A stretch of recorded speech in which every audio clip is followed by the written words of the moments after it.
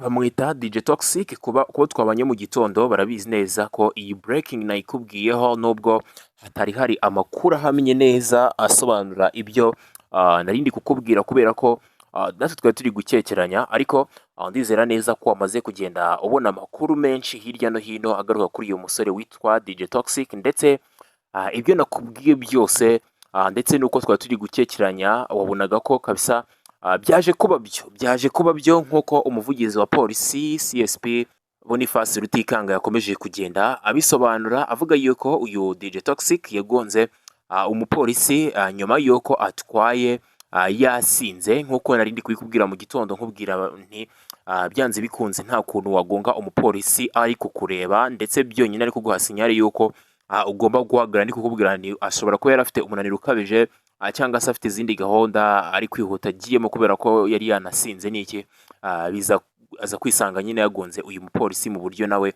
atarazi. Rero CSP Boniface Rutikanga yasobanuye yuko uyu DJ Toxic yari yasinze cyane bikabije gerekaho gutwara imodoka yarubwo yaravuye mu gitaramo yari yakoreye hariya muri Kigali Universe. Ababonye iyo modoka cyangwa se abatangabuhamya bari bahari bagerageje kubisobanura bavuga yuko yari ari kuva hariya mu Kiyovu Karaganda ko ku Kiyovu ndetse yerekeza hariya kuri Piage.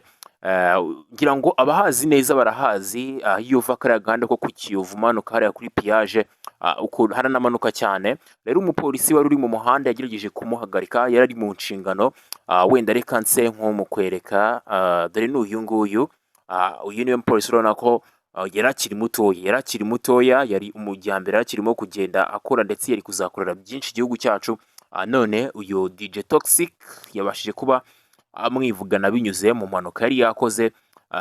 Niyo mpamvu nyine n'ubundi impanuka yitwa impanuka ntago iteguza. Niyo mpamvu buri gihe polisi ihora idukangurira tujye twirinda gutwara twanyweye, n'ubu ufite stress ubwire mugenzi wawe agutware kugira ngo urinde na bagenzi bawe bisa n'impanuka cyangwa se impanuka nk'izo ngizo za hato na hato.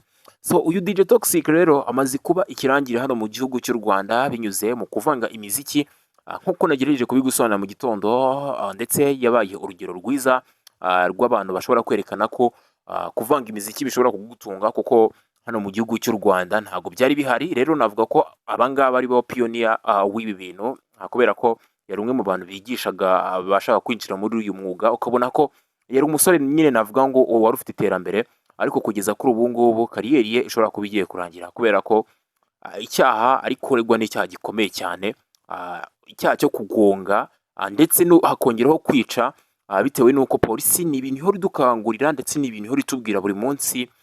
Bakora publicité nyinshi, bakora gukangurira abantu nyine bihoraho yaba ku mateleviziyo ndetse no ku maradiyo.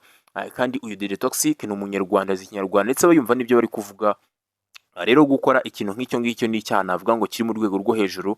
Sinzi rwose ko bashobora kuzamukatira imyaka mikeya, byanze bikunze kariyeri ye ishobora kuba igiye kurangirira ahangaha. Rero kugira ngo twubahe amategeko ndetse tunayagendere kure, urabona ko we yahisemo mu by'ukuri kujya kuba mu gihome kuko ibi ngibi navuga ko ari amahitamo yiwe kubera ko ibi bintu bahora batubwira kenshi ndetse bahora badushishikariza gutwara twanyweye, ni ibintu bahora basubiramo kenshi. Rero uyu musore navuga ko afite dosiye ikomeye cyane, iyi dosiye iraremereye mu by'ukuri.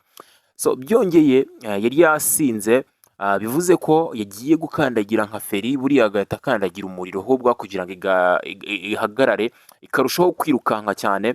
Bityo rero ahita yahuranya kubera ko bagirije kubisobanura bavuga yuko uyu mupolisi yari ahagaze hakurya y'umuhanda nyine hagana kuri bordire, ariko kubera gusinda n'iki imodoka rero irakomeza iriruka ihita yahuranya umupolisi kubera ko bakomeje kuvuga yuko ubwo ndi kuvuga abatangabuhamya bari bahari, bakomeje kuvuga yuko imodoka yakomeje ikagenda ikomeza kugenda imutwaye mu mapine hafi metero 30 zose ibona guhagarara. Rero yahise avamo aragenda. Ubwo rero bakomeje kuvuga yuko bakomeje kugenda bamushakisha kubera ko ntago bahise bamufata, ndetse bavuze yuko bamufatiye i Karongi ku gicamunsi cyo ku munsi w'ejo ku itariki 20. Impanuka yikoze hari kuwa gatandatu nibwo yayikoze. Rero baje kumufata ku itariki 20 z'uku kwezi kwa 12 ndetse umwaka w'ibihumbi 2025 nibwo bamufatiye hariya i Karongi ubwo yari akomeje kugenda yirukanka yihishahisha kubera ko ntago basobanura neza aho yari agiye kubera ko ntago yigeze ahavuga, ntago barahamubaza. So rero nuko nguko bihagaze ku bantu nari nabwiye ko ndaza kuza kugusobanurira neza uko ibintu bimeze neza ndetse n'uko byagenze.